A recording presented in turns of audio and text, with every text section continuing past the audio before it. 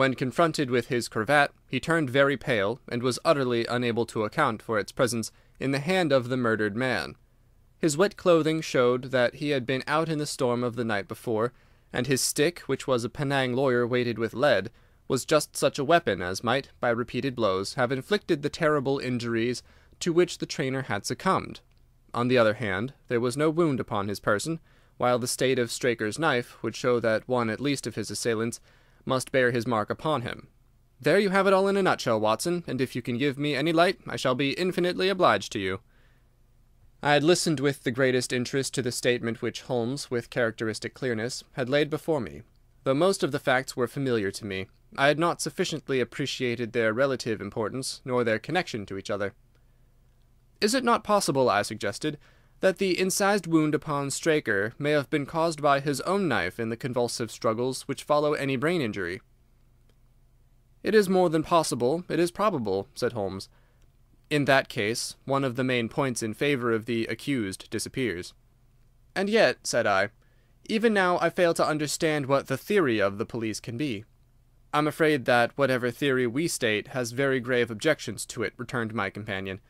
"The police imagine, I take it, that this Fitzroy Simpson, having drugged the lad, and having in some way obtained a duplicate key, opened the stable door and took out the horse, with the intention, apparently, of kidnapping him altogether. His bridle is missing, so that Simpson must have put this on. Then, having left the door open behind him, he was leading the horse away over the moor, when he was either met or overtaken by the trainer. A row naturally ensued. Simpson beat out the trainer's brains with his heavy stick without receiving any injury from the small knife, which Straker used in self-defense, and then the thief either led the horse on to some secret hiding-place, or else it may have bolted during the struggle, and be now wandering out on the moors.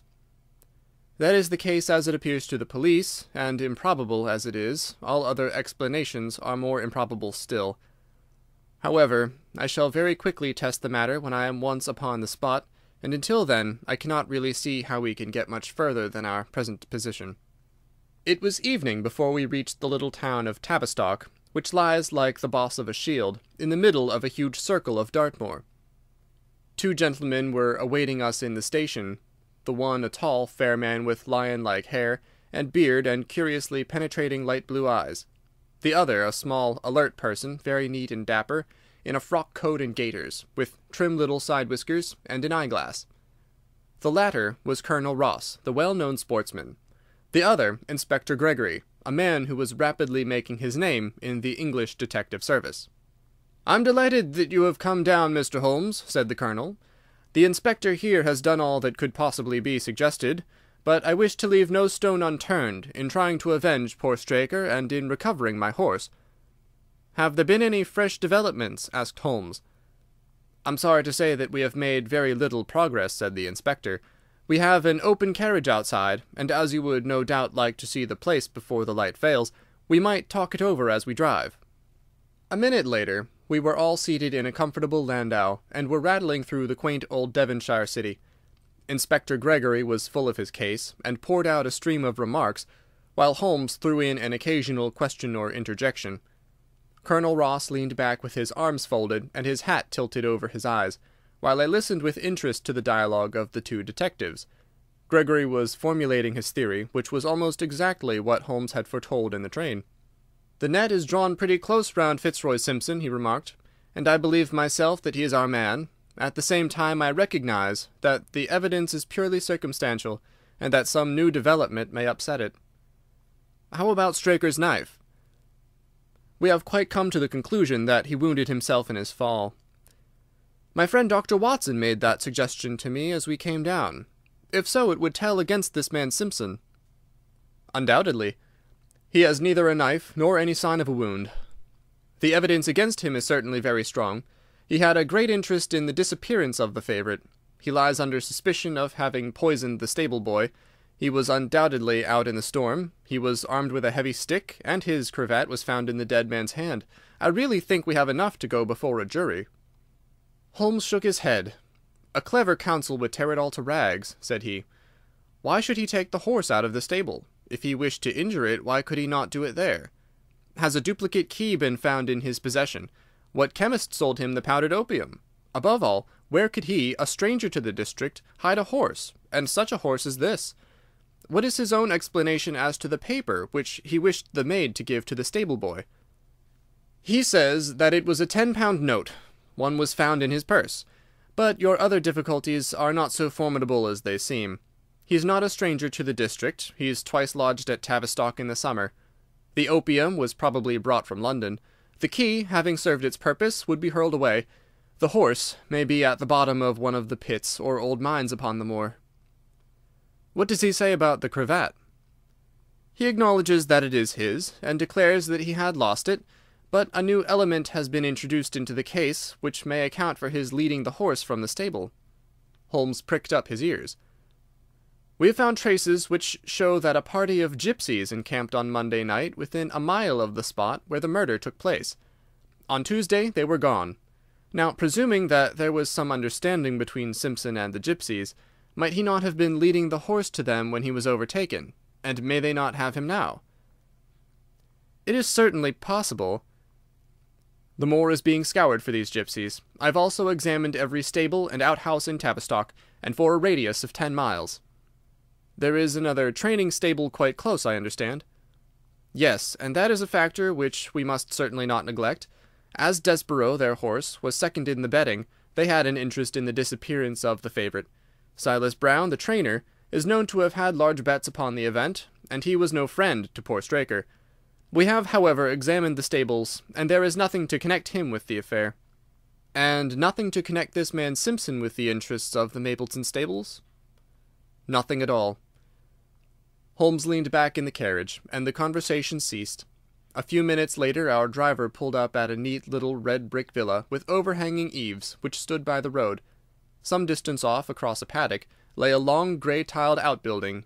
In every other direction, the low curves of the moor, bronze-coloured from the fading ferns, stretched away to the skyline, broken only by the steeples of Tavistock, and by a cluster of houses away to the westward, which marked the Mapleton stables. We all sprang out with the exception of Holmes, who continued to lean back with his eyes fixed upon the sky in front of him, entirely absorbed in his own thoughts. It was only when I touched his arm that he roused himself with a violent start and stepped out of the carriage. "Excuse me," he said, turning to Colonel Ross, who had looked at him in some surprise. "I was daydreaming." There was a gleam in his eyes and a suppressed excitement in his manner which convinced me, used as I was to his ways, that his hand was upon a clue, though I could not imagine where he had found it. "Perhaps you would prefer at once to go on to the scene of the crime, Mr. Holmes," said Gregory. "I think that I should prefer to stay here a little and go into one or two questions of detail. Straker was brought back here, I presume?" "Yes, he lies upstairs. The inquest is tomorrow." "He has been in your service some years, Colonel Ross?" "I have always found him an excellent servant." "I presume that you made an inventory of what he had in his pockets at the time of his death, Inspector?" "I have the things themselves in the sitting-room, if you would care to see them." "I should be very glad." We all filed into the front room and sat round the central table, while the inspector unlocked a square tin box and laid a small heap of things before us. There was a box of Vestas, 2 inches of tallow candle, an ADP briar-root pipe, a pouch of sealskin with half an ounce of long-cut Cavendish, a silver watch with a gold chain, 5 sovereigns in gold, an aluminum pencil case, a few papers, and an ivory-handled knife with a very delicate, inflexible blade marked Weiss and Company, London. "This is a very singular knife," said Holmes, lifting it up and examining it minutely. "I presume, as I see bloodstains upon it, that it is the one which was found in the dead man's grasp. Watson, this knife is surely in your line." "It is what we call a cataract knife," said I.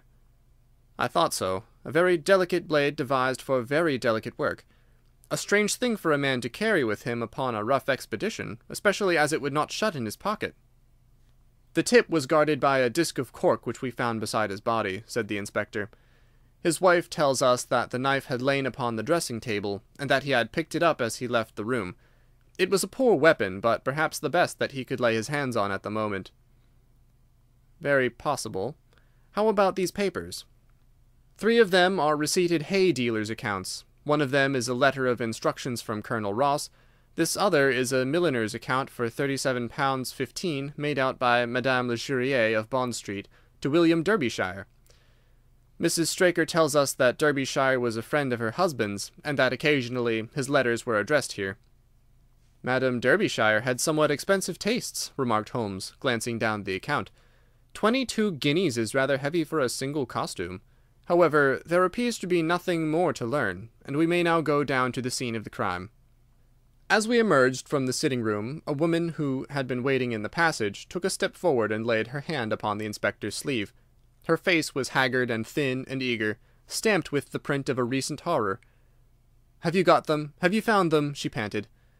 "No, Mrs. Straker, but Mr. Holmes here has come from London to help us, and we shall do all that is possible."